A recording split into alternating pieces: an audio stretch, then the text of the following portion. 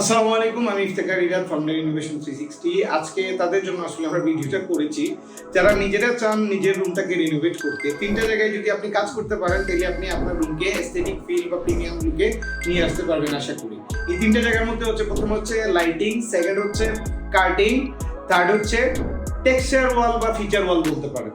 Lighting এর ক্ষেত্রে দেখা গেছে একটা রুমটা হেভি হয়ে যায় যখন মাল্টি কালার লাইটিং ইউজ করা হয়। সেই ক্ষেত্রে যদি আপনারা ওয়ান কালার লাইট ইউজ করেন, স্পট লাইট ইউজ করেন বা ট্র্যাক লাইট ইউজ করেন বা পিন্ডেন্ট লাইট ইউজ করেন, তাহলে আপনার রুমের লুকটা অটোমেটিক্যালি চেঞ্জ হয়ে যায়।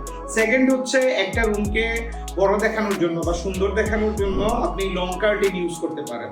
যারা আসলে আমাদের সাথে ইন্টেরিয়র ডিজাইন নিয়ে কথা বলেন, সবাই মেজরিটি দেখা যায় যে শর্ট কার্টেনটা ইউজ করেন। এতে শর্ট কার্টেন ইউজ করলে রুমটা হয়ে যায় চিপ।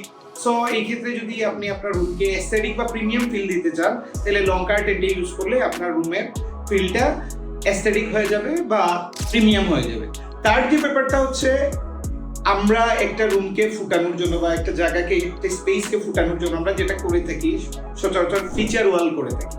তো আপনি আপনার রুমের যে কোনো একটা ওয়ালের মধ্যে ফিচার ওয়াল করতে পারেন। এখানে হতে পারে টেক্সচারিং করা, হতে পারে নর্মাল ওয়াল পেইন্ট হতে পারে, অথবা আপনার ফিচার ওয়াল হতে পারে, যেমন মোল্ডিং দিয়েও করা যেতে পারে।